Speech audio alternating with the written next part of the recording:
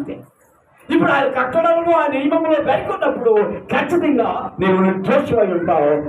దోషులలో కానీ దోషులలో కానీ మనం వెళ్ళాము. అప్పుడు ఎప్పుడైనా సరే దేవుని సన్నిధానంలో ఉండగలిగిన వారు చెప్తాం.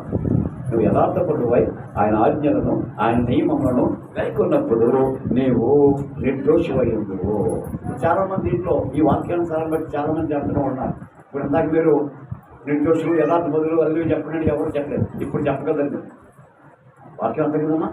ఆదివారం మాకుండా ఆవాళ్ళు వస్తారు, బలాలంలో పాల్గొంటారు, వాక్యం వింటారు, దేవుని సన్నిధానంలో పాని సమర్పిస్తారు, మీకు జరిగిన మేలు బట్టి సాక్షి చెప్తారు. ఇదే కోరుకుంటారు దేవుడు. ఈ లక్షణాలు కలిగిన వారు నిర్దోషులై ఉంటారు. ఇప్పుడు నిర్దోషులుగా ఉన్నవారు చెప్పండి, చెప్పాలి కదా, ఇంకా చెప్పాలి. మరి ఇందాక ఎవరెత్తండి అదనమాట. మాకు అర్థం అవుతుంది. గొప్పలు అంటే అంత నాయకులు వస్తారని చెప్పి అందరూ మానేశారు. నేను మానేసి నా పక్కన మానేసి అక్కడ అందరూ మానేశారు. కాదు ఎప్పుడైతే వాక్యం ద్వారా చేశావో ఆయన నేను మానుకున్నాను అనుకుంటున్నాను. నాకు కలిగింది అంతప్పుడు నీ వాక్యాన్ని వింటున్నాను కాబట్టి నేను నిర్దేశిస్తున్నాను. కాబట్టి నువ్వు నాకు ఆలోచన చెప్తున్నాను. ఎందుకంటే దేవునికి మనకి అంత సత్సంబంధం కలిగి ఉంటే దేవుడు మన పట్ల అద్భుతాలు చేసేవాడు. కానీ ఏ విషయంలోనూ మనం ఆవేదన చెందక్కర్లేదు, ఆకృతి పడక్కర్లేదు. 32వ కీర్తన 8వ వాక్యం. ఈ లక్షణం మీరు కలిగి ఉంటే ఆయన మనకు చేసే ఉపకారం. ఎందుకంటే మీరు చేసిన ఉపకారములను ఆయన చూపుతారు. నేను చేసిన కూడా మీరు చేసిన ఉపకారములకు నేనేమి చెల్లించును.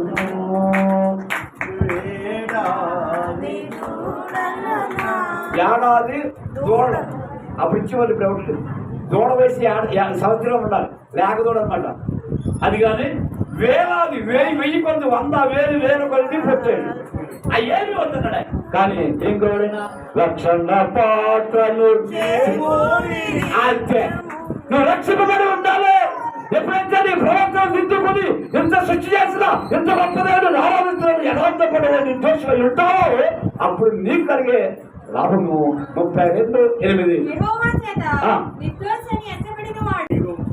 నీకు ఆలోచన చెప్పేవాడు ఇంకెవరు అక్కడ దానితో సరిపోతుంది. మనకి నీ మీద దృష్టించి ఇవాళ ఏమవసరం నీకు ఏం కావాలో దృష్టించిన వాడు దేవుడు. తండ్రిగా, యజమానిగా, మనల్ని నమ్మించేవాడిగా, మనల్ని కాపాడేవాడిగా, మనల్ని రక్షించేవాడిగా నీ భార్య కానీ, నీ భర్త కానీ, అన్నదమ్ములు కానీ, అక్కచెల్లెలు కానీ ఎవరు నీ మీద దృష్టించరు. ఉంచారండి, వచ్చారు. ఒకవేళ ఇంటర్బాబు రాత్రి పడకుండా లేదంటే మర్చిపోయింది అంటున్నా. వర్షం వచ్చిందని ఆయన మర్చిపోకూడదు. ఎందుకంటే యథార్థపరుడుపై ఎవరైతే ఉంటారో వారి మీద ఆయన దృష్టించి నీకు ఆలోచన చెప్పేవాడు ఇంకెవరు అక్కడ దానితో సరిపోతుంది. మనకి నీ మీద దృష్టించి ఇవాళ ఏమవసరం నీకు ఏం కావాలో దృష్టించిన వాడు దేవుడు.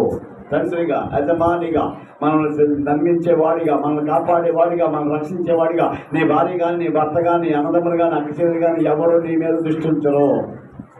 ఉంచారండి. ప్రార్థన చేసుకుంటూ కుటుంబంలో కొనసాగుతూ ఆయన కార్యాలు ఆయన కట్టడం కొనసాగిస్తున్నప్పుడు నువ్వు నిర్దోషివై ఉంటావు. ఆయన ఇష్టం దాని అయిపోయింది అక్కడ. అప్పుడు నీ మీద దృష్టించి నీకు ఆలోచన చెప్పేవాడు కనుక నీలాగా కుటుంబంలో ఏదో కలుగుతుంది. ఆపదో లేకపోతే అపాయమో ఏదో కలుగుతుంది. నీకు ఈ వాక్యం గుర్తురావాలి. నా మీద దృష్టించి నాకు ఆలోచన చెప్పే దేవుడా, నాకు ఆలోచన చెప్పవనైనా అని ప్రార్థన చేసుకున్న వెంటనే ఆలోచన చెప్పేవాడు దేవుడు. 34:4 కీర్తన గ్రంథం 34:4 34వ కీర్తనలో అది చూసారండి. ఎంత రాజుగారు అయ్యిండే, ఎంత బిజీ చర్చలు అయ్యింది. ఆయనకి ఏదైనా అవసరం వచ్చినప్పుడు ఆయన ఉన్న బలాన్ని బట్టి కానీ, ఆయన ఉన్న దళాన్ని బట్టి కానీ, ఆయన ఉన్న యొక్క సైన్యాన్ని బట్టి జ్ఞానాన్ని బట్టి ఎప్పుడు చేయలేదు. ఆయన వెంటనే దేవుని దగ్గరికి వెళ్ళిపోవడం అంటే బేతల మంది రమ్మని కాదు. దేవుని దగ్గరికి వెళ్ళిపోవాలి. మీరు అమ్మాయి కష్టం వచ్చినప్పుడు దేవుని దగ్గరికి వెళ్ళిపోవడం అంటే అయ్యి బాబు ఇక్కడ అక్కడ వెళ్ళిపోకూడదు. మీరు దాంట్లో అర్థం అవ్వాలి. వెంటనే మీ ఇంట్లో ఖాళీ ఉన్న గదికి వెళ్ళిపోవాలి. దానికి ఆలోచుకోండి. చక్కగా కుర్చీ ఎదరైంది చెయ్యాలి. ఒక కుర్చీ ఎదరైంది. ఆ కుర్చీలో ఎవరుంటారో నీ స్థితిని బట్టి ఆయన కూర్చుంటాడు. ఆయన పాదాల దగ్గర కూర్చోవాలి, కిందలో కూర్చోవాలి. కుర్చీలో మహానుభావుడు ఉన్నాడు. నువ్వు చెప్పు ఎందుకు తెలుసా, నీ మీద దృష్టించున్నాడు ఆయన. కుర్చీ ఖాళీ లేదండి, అంతకన్నా పెద్దలంటే ఎక్కువైపోతుందని చెప్పి బాగా సెండలు తీసుకున్నామంటే ఎవరైనా మనుషులు తప్పు కుర్చీ ఎప్పుడు కుదరదా ఆయనకి స్తుతి సింహాసనుడై ఆయన ప్రచారం చేయగలిగిన స్థితి ఏర్పాటు చేసుకోవాలి. కలిగిన కష్టాన్ని బట్టి, జరిగిన ఇబ్బందులు బట్టి, రాజుగారు తనకు కలిగిన దాన్ని బట్టి దేవుని యొక్క విచారణ చేయగా, విచారణ అంటే విచారణ దుఃఖం కాదు, డిస్కస్ అన్నమాట. ఏం చేస్తున్నాడు? ప్రభువా నాకు ఇది ఎలా కలిగింది, నువ్వు నామే దృష్టించావు కనుక, నువ్వు నాతో మాట్లాడుతున్నావు కనుక, నేను నిన్ను ఆరాధిస్తున్నాను కనుక నాకు సహాయం చేయి. అడిగే ధైర్యం ఉంటుంది ఉండదా? మాట్లాడరా? ఏమో అంటికి ఉన్నవాడు గొప్ప ధైర్యం ఉండదు. ఆయనతో కరెక్ట్ తగ్గిపోయి నీకు అడిగితే భయం ఎంత ఉంటుంది. ఆ భయం వల్ల అనేకమైన ప్రమాదాలు వస్తూ ఉంటాయి, అనేకమైన ఇబ్బందులు కొనసాగుతూ ఉంటాయి. ధైర్యంగా ఉండాలంటే ఆయనతో మనకు టచ్లో ఉండాలి, ఆయనతో మన కరెక్ట్ ఉండాలి, వాక్యంలో కొనసాగుతూ ఉండాలి. అప్పుడే మనకు ధైర్యం కలుగుతుంది. ఆయన ఉన్నాడని చెప్పి చాలా మంది ఆయన ఉన్నాడుకుంటారు కానీ ఫలితం శూన్యం. అందుచేత దేవుని యొక్క విచారణ చేయగా ఆయన జవాబిచ్చాడు. ఎలాగో తెలుసా? దినవృత్తాంతాల మొదటి గ్రంథం 12వ అధ్యాయంలో మొదటి వాక్యం. దినవృత్తాంతాల మొదటి గ్రంథం 12వ అధ్యాయం మొదటి వాక్యం. ఈ దావీదు మహారాజు గారికి కష్టం వచ్చినప్పుడు ఆయనతో సన్నిహితంగా ఉన్నాడు కనుక ఆయన విచారణ చేశాడు, దేవునితో డిస్కస్ చేశాడు. ఇప్పుడు అదే వాక్యాన్ని నువ్వు వింటున్నావు కనుక, నువ్వు చేస్తున్న దేవుని చేస్తున్న సత్కారాన్ని బట్టి, దేవుని చేస్తున్న నమ్మకాన్ని బట్టి, దేవుని చేస్తున్న ఆ మాటను బట్టి, అనుసరిస్తున్న నీతిని బట్టి ఖచ్చితంగా నీ కుటుంబంలో ఆరోగ్యపరంగా, ఆర్థిక పరంగా ఏ విషయం సరే నువ్వు ఆయనతో మాట్లాడగలిగిన వాడివై ఉండాలి, మాట్లాడగలిగిన వాడై ఉండాలి. విచారణ చేయాలి. ప్రభువా నువ్వు నా మీద దృష్టించావు, నిన్ను తప్ప నేను అడుగుతాను కాబట్టి అయినా నువ్వు ఈ ప్రపంచాన్ని సృష్టించి ఎంతో గొప్ప కీర్తిలో ఉన్నావు కనుక, నీ కీర్తి మాకు తెలియదు కనుక నా తండ్రి నేను మనుషుల మీద ఆధారపడుతున్నానేమో అని ఆయనతో మనం మాట్లాడుతూ ఉండగా ఆయన ప్రత్యుత్తరం ఇచ్చే దేవుడు. దావీదు యెహోవా వద్ద విచారణ చేయగా మౌనంగా ఉన్నట్టు జవాబిచ్చాడు. చేయగా ఆయన ప్రత్యుత్తరం ఇచ్చాడు. జవాబిచ్చాడు కదండి, ఇందాక ఇచ్చాడు కదా. యెహోవా వద్ద విచారణ చేయగా ఆయన ప్రత్యుత్తరం. మామూలు కదా, మనం నమ్ముకున్న దేవుడు మామూలు దేవుడు కాదని ఆ విషయం నీకు తెలిస్తే ఈ విధంగా గొప్ప సహాయం చేస్తాడు. అంతేకాకుండా దేవుని యొక్క సంధానంలో ఒకరికొచ్చి సహాయం చేసేయాలన్నాడు. ఒకసారి 22వ వాక్యం చదవండి. 12వ అధ్యాయంలోనే దినవృత్తాంతం మొదటి గ్రంథం 12వ అధ్యాయంలో 22వ వాక్యం చదవండి. దావీదునకు దేవుని సైన్యము వలె మహాసైన్యములు కొట్టు ప్రతిదినము అతనికి సహాయం చేయవారు. ఎప్పుడు నెలకోసారా సంవత్సరం వచ్చారా?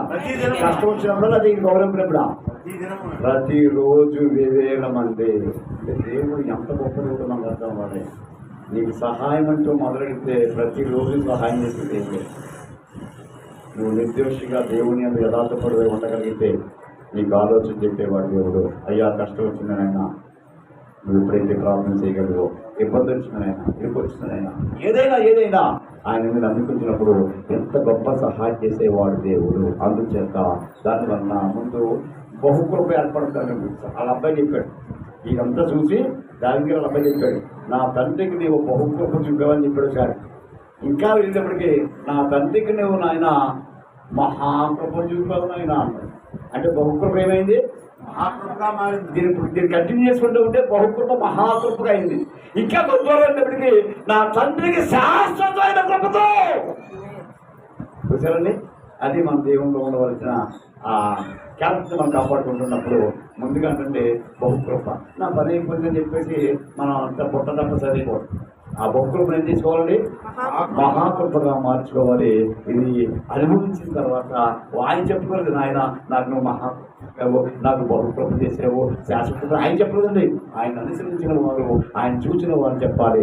నువ్వు ఎలాంటి ఆశీర్వాదంలో ఉన్నావో, ఎలాంటి కష్టం వచ్చినా, ఎలాంటి ఇబ్బంది వచ్చినా నేను నమ్ముకున్న దేవుడు గొప్ప దేవుడు అనేక మంది చెప్పాలి. దినవృత్తాంతం ఈ 2 వాక్యం చదివి నేను ప్రార్థన చేస్తాను. దినవృత్తాంతం 2వ గ్రంథం, దినవృత్తాంతం 2వ గ్రంథం 1వ అధ్యాయంలో 8వ వాక్యం. దినవృత్తాంతం 2వ గ్రంథం 1వ అధ్యాయం 8వ వాక్యం చదివినా? నేను చదవనా?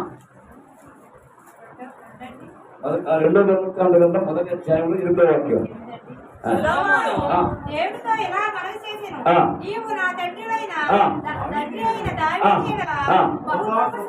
అది ఏం గొప్ప చెప్పండి? ఆయన కానీ చెప్పుకున్నాడా? అబ్బాయి చెప్పాడా?